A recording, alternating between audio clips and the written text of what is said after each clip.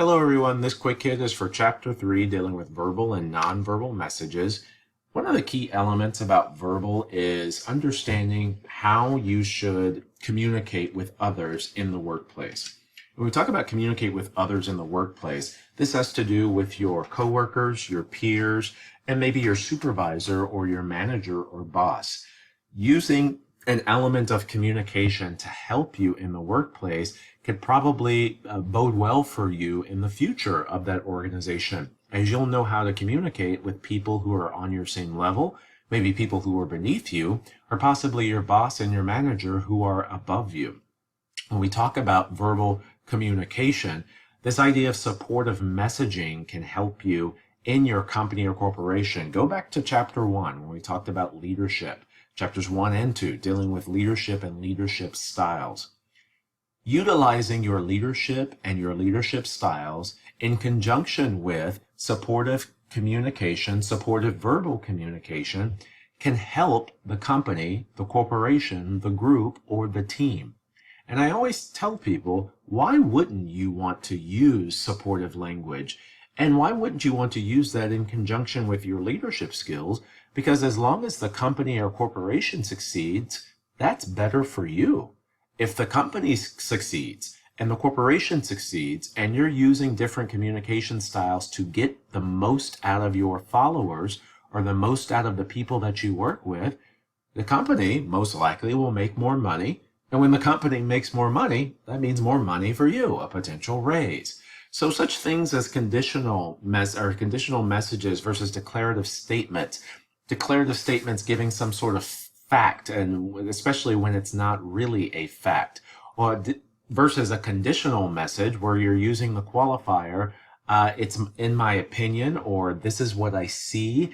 When you say something like that, in my opinion, this is what I see, you're leaving it open for interpretation, whereas declarative, you're putting it as if it's a final say-so. It's a statement of fact, and it's as if you know for a fact this is specifically what it is, which doesn't leave room for interpretation. Similar to I messages versus you messaging, telling people using you all the time, you did this incorrectly, you are bad at this, you are a bad coworker. It implies that you have the right to judge people for that particular job or situation. Whereas using I messages gives off the idea that this is what I feel. And not only that, using I messages, you're owning up to your particular messages, and using I messages allows you to convey your particular feelings, and it won't get the person as combative and defensive. Specifically with connotative and denotative language, this can help you as a leader as well. Understanding denotative's the dictionary definition. Connotative is your own words and meaning. So when you are speaking to people, various people throughout your company or corporation, be aware of what type of language you are using. Be understanding that words change meaning over time, and it doesn't necessarily mean just because you have a specific meaning for this word that everyone in the company would. And that's where we start to get this idea of jargon within the workplace, a specialized language. Instead of using jargon everywhere we go, you need to be aware of who it is that we're communicating to. We can't exactly use jargon for people who just got the job or who just jumped on board with this company or corporation, because they might not know what a specific word or acronym might be. Instead, we should probably use concrete language, less abstract, less jargon, and stick with concrete language. But on the whole, I'm not telling you to never use jargon. There could be certain situations which you're dealing with people who have been with that company or corporation for years. Using jargon in that instance is probably going to use, or jargon specific to that company is probably going to yield you successful communication. Whereas nonverbal communication tends to be misconstrued all the time. Most communication that you do comes from nonverbal. The problem is we can get it misconstrued. Things such as the types of clothing we are wearing, what it is that we are utilizing in terms of what's going on our body, certain watches and jewelry and earring, all your physical appearance tells a little bit about who you are as a person, the perception that is there. the type of clothes you wear, the style of clothes, the name brand of your clothes can all give off just a little bit more about who you are without you even saying a word. When you talk about the company or corporation, though, and what type of clothing you should wear, you should always take your cue from your manager. When in doubt, specifically ask, hey, what's okay to wear on what particular day? Because you have a lot of companies or corporations that have what we call the Fridays where they can wear jeans and things of that nature, but the rest of the days they do have to dress up. Take your cue from your manager or your supervisor, or you might want to ask around, ask future coworkers or ask other people that work there what's appropriate and what's not. Sometimes it will be stipulated in your contract, this is the type of clothing that we must wear. It has to be a uniform that we give you, or it has to be a business suit that you must go out and buy. But you also want to be aware of non-verbally our facial expressions and our eye contact. We live in a Western civilization where we love eye contact in the United States of America. The problem is when you give people eye contact in conversation, what's the first thing they do? They look away. Think about this. The next time you engage in a conversation, see how long you can give someone eye contact before they look away. I bet you it won't be very long. Giving eye contact, looking others in the eye can be a sign of respect. It can be a sign of honesty, especially here in the United States. Not only that, when we look people in the eye, we can peripherally see what they look like, their facial expressions. Do you realize what your facial expressions are giving off? Most of you probably don't, because it's not like we have a mirror in front of us and we can see what it is that we look like. So sometimes people will say, she had a mean look on her face, or he looked really, really upset. And when you go ask that person, they're probably not mean at all, or they probably never were upset.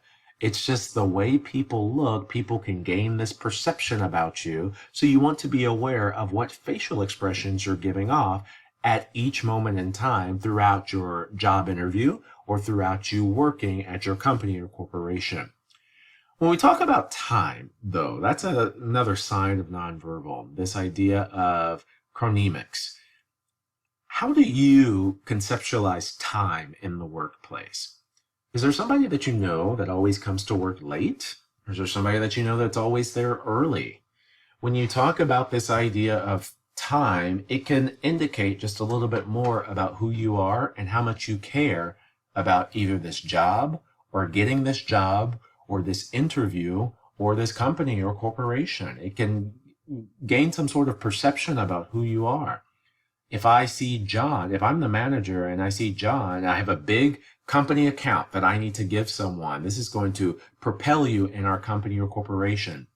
Do I give it to John, who comes in late all the time? He comes in late every day, 10, 15 minutes late, and then he leaves 10, 15 minutes early. And the last committee I gave him, or the last work I gave him, he turned it in a week late.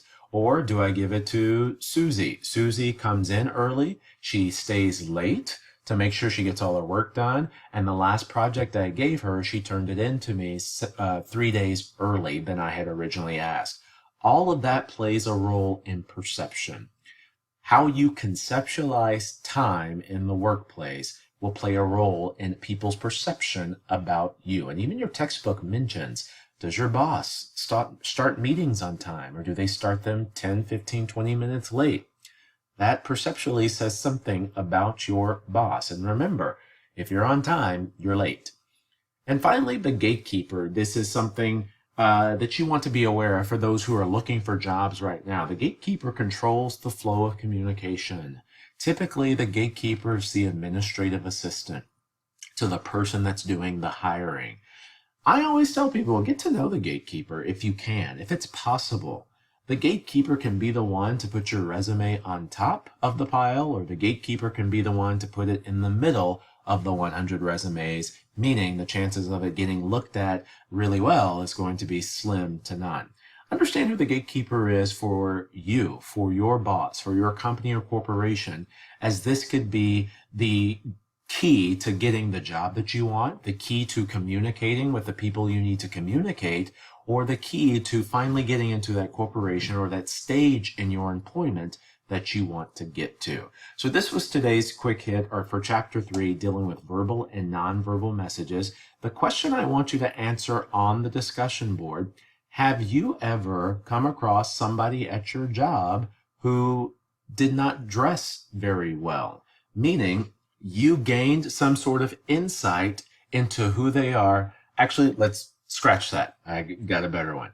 Think about someone at your job now who dresses a certain way.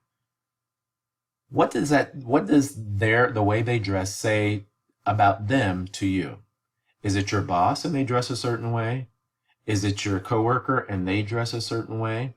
If you haven't come across that at your job, whether that certain way is good or bad, then how should you dress at the company that you want to work for? Or how do you think dress impacts your ability to work at a specific company? I hope I was pretty clear on that question. I know you might need to rewind it to listen to it again, but I think you should get it and you should understand it. And I look forward to discussing some things with you all on the discussion board.